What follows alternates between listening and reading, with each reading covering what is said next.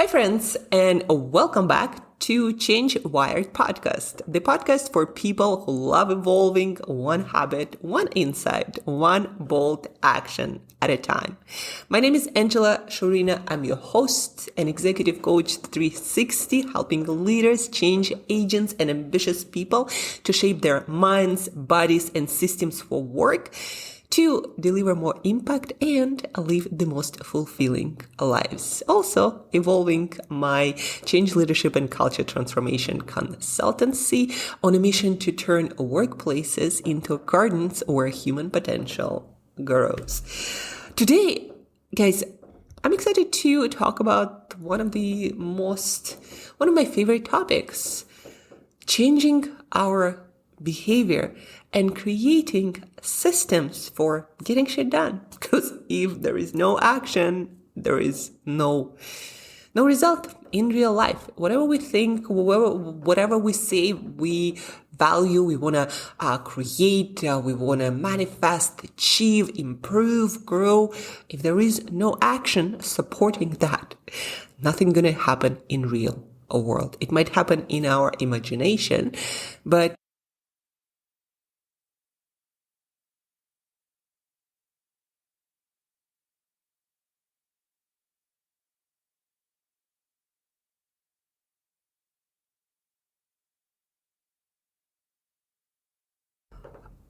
I'm definitely feeling it.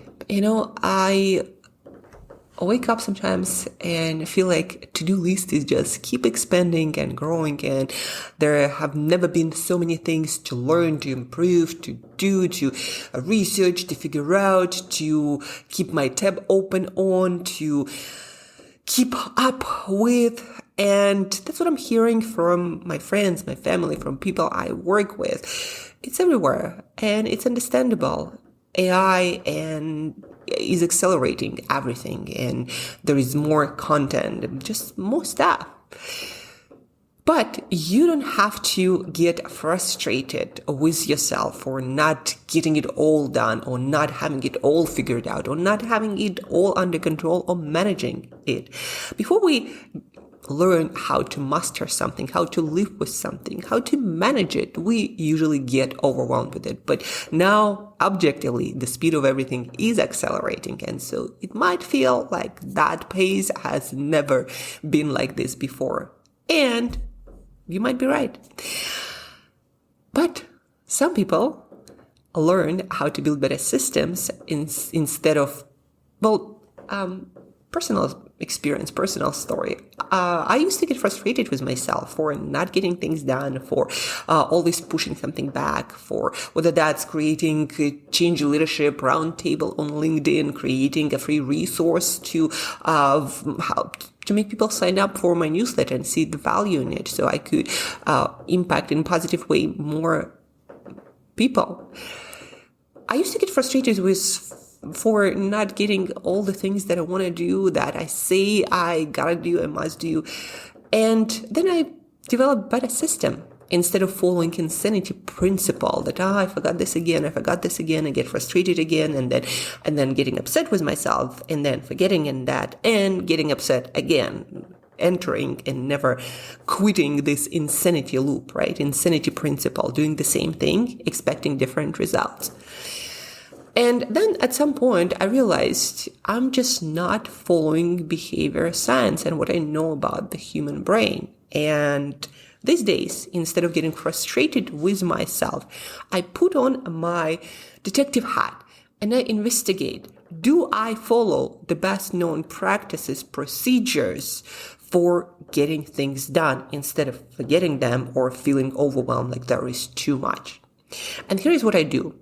My process, based on behavior science, based on neuroscience, based on best practices. Like, we know if we want to get things done, this is how it has to be done. And the first step that I follow, the first question, I ask myself, is it even a priority? Or is it something that landed in my email, or I read it on LinkedIn or Instagram or some article?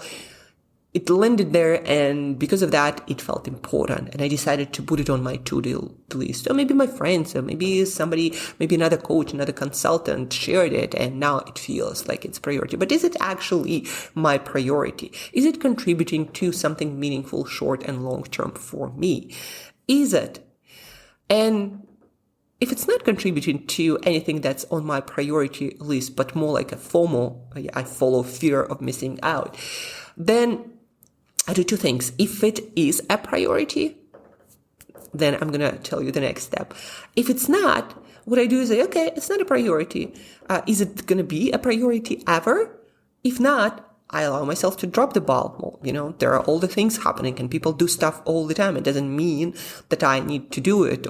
I don't have the capacity to do everything that everyone does in my professional network or in my personal network. And so if it's not my priority, then I allow myself to drop it. The second thing, if it is a priority, I ask myself for now or later. If it's for later, I schedule it to follow up. Let's say it might make sense to follow up on this creation of, Change Leadership Roundtable or a new podcast, whatever that might be. If it is a priority, but for later, I schedule to follow up for later. So I would sit down and look at my calendar and I would schedule it for a month from now, 2 months from now, whatever makes sense. Maybe it's a 6 months from now kind of thing. If it is a priority for now, then I get to the next step. I ask myself, okay, if that's a priority right now, let me get to my calendar and put it on my calendar. Is the exact day, exact time, and evaluating, okay, how much time it's going to take. So, and if it's a multi-step process, then let me take a look at the first step and then schedule that for, let's say, 2 hours on Monday, May 19th. So you schedule it. And then the next one, the necessary step follows up, and you need to do it if you actually are committed to getting it done. You need to ask yourself, and I love this quote. I want to share it first with you. What looks like resistance is often a lack of clarity. And this is from the book Switch on behavioral psychology and how to change things. Well, Switch, how to change things when change is hard. It's all about change, behavior, habits, and ourselves. So I ask myself this question, am I clear enough on the whole process? Do I have a step-by-step clarity in my head? And do I have all the resources, all the knowledge, all the tools, all the systems to make this happen? So are you clear enough? Again, what often looks like resistance is actually a lack of clarity. So are you clear on that? And if I'm not, I sit down and I write down the step-by-step process. And while writing it down, I find out that, I actually don't know how to do that, or I don't have the resource. And that's why I'm delaying it, because there is another process that I have to do before that, before even starting that thing that I say I need to do. And so the first step, action step, is actually doing that thing that you don't have in order to get to the thing that you need to do, in order to get that thing done. So that's the whole process. Ask yourself, do you have that clarity or not? And you need to maybe ask a person, learn something, buy something, figure something out, learn again, upgrade your knowledge base. And then the last step, last but not least, BJ Fogg, he is a behavior scientist in Stanford, and he created this amazing behavior model that just works magic. Behavior equals motivation, ability, prompt. Motivation, your desire, like why it's important, etc. Ability, do you have the tools? Is it easy? The things that you just heard. And then prompt. Our brain works like an app. If you don't push the button, there is no action. No trigger, no action. And so very often we would say, I gotta do this thing. I gotta remember to do this thing. I gotta remember. If there is no cue, no trigger in your environment, nothing to remind you, no one to remind you, if it's not on your calendar, if it's nowhere where you would actually see it when you need to take the action, then it's not going to happen. Your brain our brain is very bad at remembering a lot of things. Like long term, yes, we remember memories, we remember things that changes, like we have this the skills, especially for the things that we use often.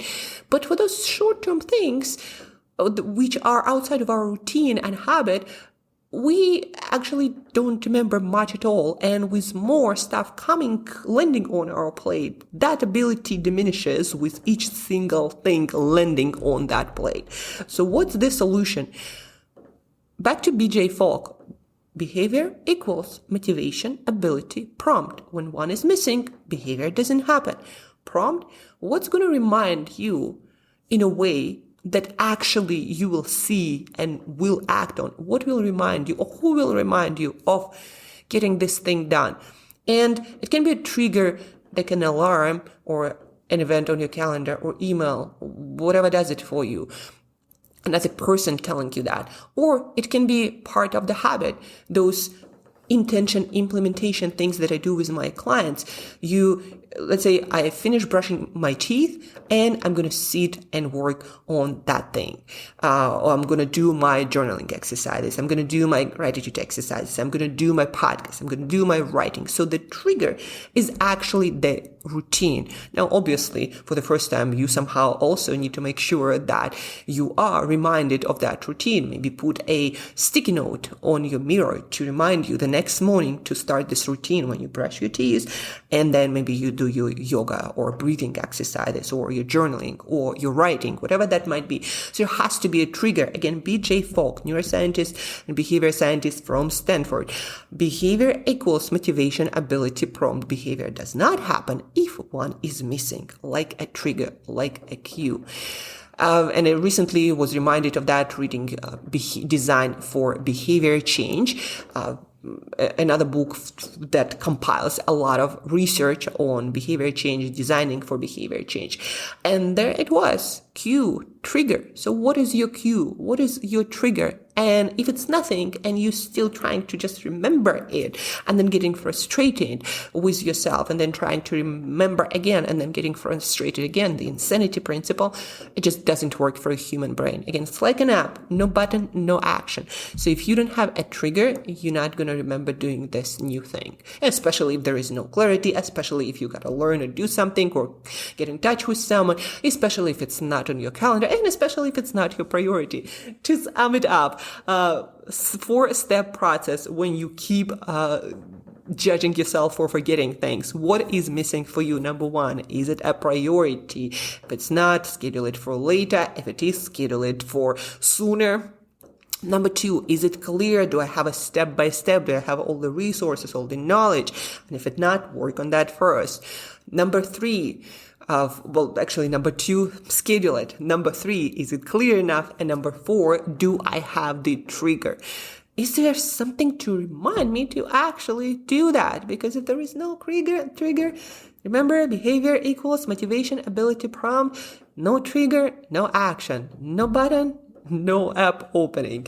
And that's how your brain works. So instead of, again, guys, getting frustrated with ourselves, with the overwhelm, with the plate getting more and more things, and we're getting more and more behind, step number 1 is very important. It's essential. Is it your priority, or is it fear of missing out and everyone is on that wagon, right? So clarify that.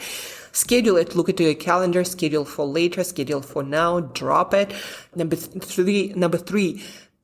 Am I clear enough? Do I have the step-by-step process? Do I have all the resources? And number 4, do I have the trigger? Do I have it? And when you start using the system, you'll learn that a lot of that frustration, like actually all of that frustration, will go away. Yes, you will feel overwhelmed, but you'll also know how to handle it. And hopefully you'll also understand that no, there is no such thing as limitless time, opportunities, resources, energy. So you have to make choices. Otherwise, you're going to be running from one emergency to another, from one to-do to another, not really adding value to your own life, not really adding fulfillment and meaning.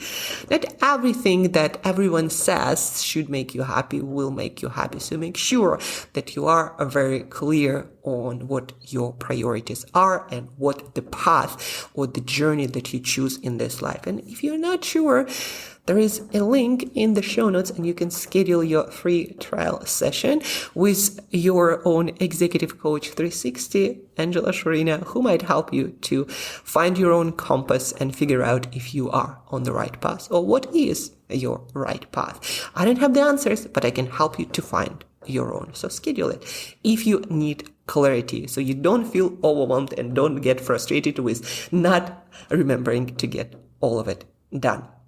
Hope you got some amazing value, usefulness, which will help you to prevent overwhelm and frustration with not getting everything done. Share this podcast episode, guys. Let's reach more ears. Let's make the world better, one brain at a time. I cannot do it without you. So please do share with at least one person, your family member, your friend, your relative, kid, spouse, stranger. Please do share this podcast.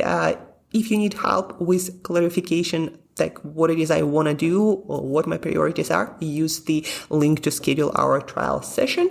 And till next time, keep growing. And I'll talk to you very soon.